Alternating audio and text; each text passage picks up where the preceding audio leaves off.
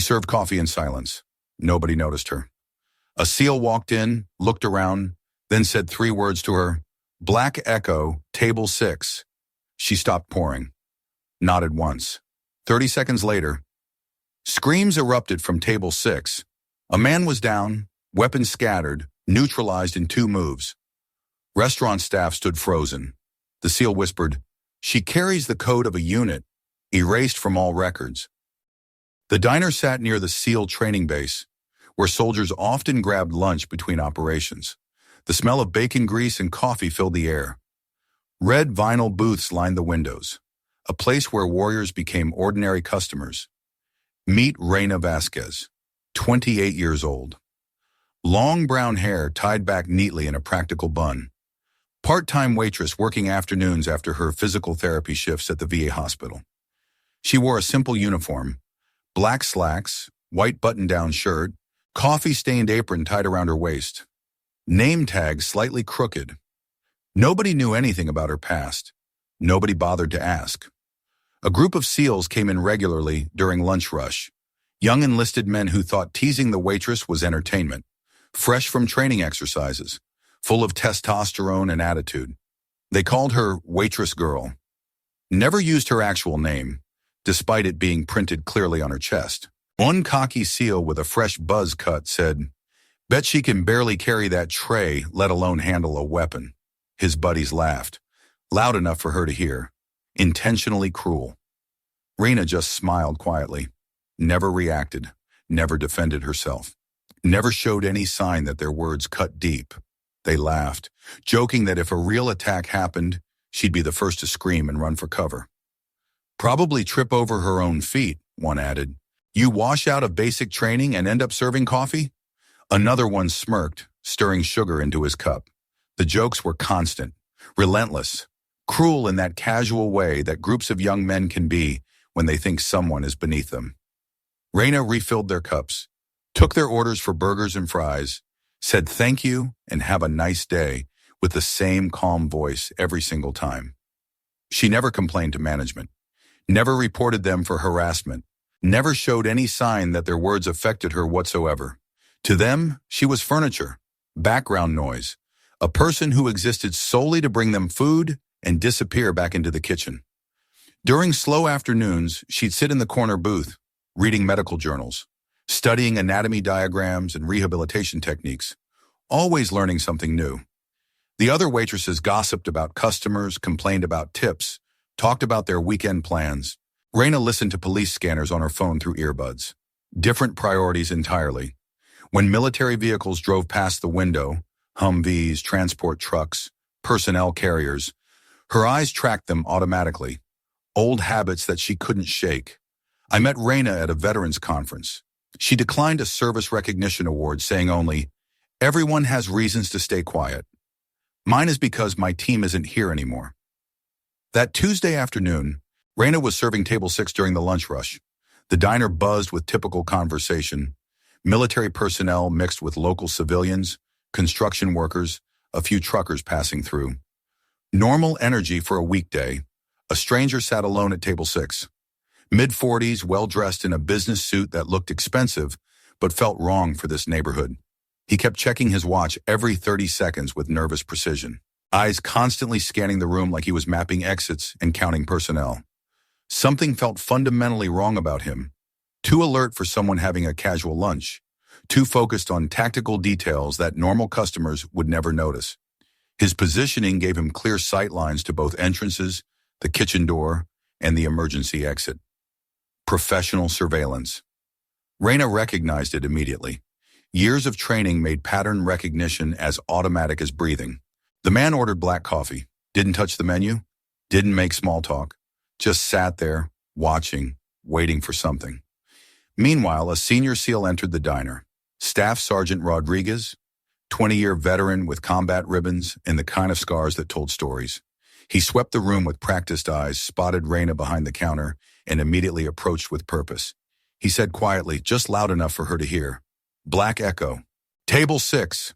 The code phrase hit Reina like a lightning bolt. Military emergency protocol, level red classification.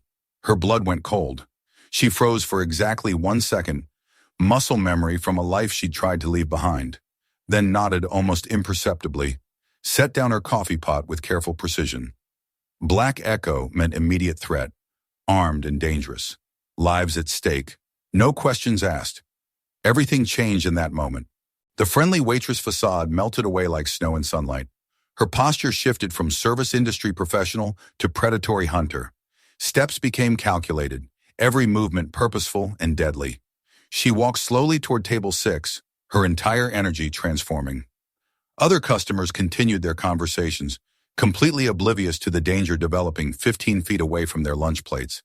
The stranger was now reaching inside his jacket with deliberate motion. His hand moved toward his waistband in a movement she'd seen 1,000 times in hostile territories overseas. The telltale signs of someone drawing a concealed weapon. Raina's training kicked in. Threat assessment, distance calculation, angle of attack, civilian proximity, all processed in microseconds. The stranger's hand found something metallic, started to withdraw it slowly, trying to maintain the appearance of casual movement. But Raina could see the outline of a compact weapon taking shape beneath his jacket. Other diners kept eating their sandwiches, laughing at jokes, checking their phones, completely unaware that death was about to visit their quiet Tuesday lunch. That's when Raina struck with the precision of a surgical instrument. A swift hand sweep knocked the weapon from his grip before he could fully draw it. The gun, a compact pistol with an extended magazine, clattered across the floor like a deadly snake. One precise elbow strike to his solar plexus collapsed his diaphragm. He doubled over, gasping for air that wouldn't come. A perfectly executed hip throw sent him crashing into the adjacent table. Dishes shattered, chairs overturned, salt and pepper shakers exploded across a linoleum. The entire sequence took less than 5 seconds. Textbook disarmament and neutralization. The man collapsed, unconscious before he hit the ground. Blood trickled from a cut on his forehead where he'd struck the table edge. The entire diner erupted in chaos. Customers screamed and dove for cover. Staff members ducked behind counters. Someone called 911 with shaking hands. But Raina had already returned to the coffee station, picking up her pot, checking her order pad, acting like she'd just cleaned up a spilled drink instead of preventing a mass shooting. The senior SEAL who'd given the code approached her cautiously. "Ma'am, we need to talk immediately." "My shift ends at 4, she replied calmly, refilling a shocked customer's cup. "This situation can't wait." "Then it'll have to." She continued serving customers as police, and base security arrived with sirens wailing. Chaos swirled around her like a tornado. News crews gathered outside, but Raina moved through it all with supernatural calm. She gave a brief statement to investigators, claimed she reacted instinctively to a perceived threat. Nothing more. No elaboration. The stranger was arrested and transported under heavy guard. Background check revealed extensive connections to domestic terrorist networks. Explosives were found in his car parked strategically outside. Detailed surveillance photos of the SEAL facility, patrol schedules, guard rotations, weak points in perimeter security. He'd been planning a coordinated attack for months. The diner was his final reconnaissance mission before executing a bombing that would have killed dozens of America's elite warriors. Raina had just prevented a mass casualty event, and she acted like it was part of her regular Tuesday routine. Raina was escorted to an interrogation room at the base under heavy security protocol. She didn't resist, didn't demand a lawyer, didn't make phone calls, just sat quietly with her hands folded, waiting patiently like she had all the time in the world. The base commander, Colonel Martinez, 30-year veteran, ordered a comprehensive fingerprint scan. Standard procedure for anyone involved in a security incident of this magnitude. The computer screen flickered as databases searched, processing through military records, federal databases, international intelligence networks, then displayed results that made everyone in the room go completely silent. Phoenix 7, classified MIA, missing in action, presumed Kia. The blood drained from Colonel Martinez's face. His hands actually trembled as he read the screen. Phoenix 7 was a legendary special operations unit that operated behind enemy lines in Syria. Black budget, need-to-know clearance. Officially, they'd been wiped out in a coordinated ambush 3 years ago. All 7 members listed as KIA, Memorial services held with full honors. Families notified with folded flags. But the woman sitting calmly across from them was very much alive. Colonel Martinez pulled classified files from a secure terminal. An old drone footage file from archived military intelligence. Grainy black and white video from a rooftop in Damascus. Timestamp showed 14:23 hours, 3 years ago. A female operative dragging a wounded SEAL from a burning Humvee while under heavy automatic weapons fire. Bullets kicking up dirt around her boots. Explosions lighting up the screen. She moved with impossible calm through absolute hell. The footage was poor quality, taken from extreme distance through desert heat distortion. But when they ran facial recognition software comparing bone structure with Reina, 97% match. "How are you alive?" Colonel Martinez asked, his voice barely a whisper. Reina's voice was steady, matter of fact. "I didn't follow the extraction order. I chose to stay behind so nobody else would die unnecessarily." She explained briefly without emotion. After the ambush, communications were completely severed.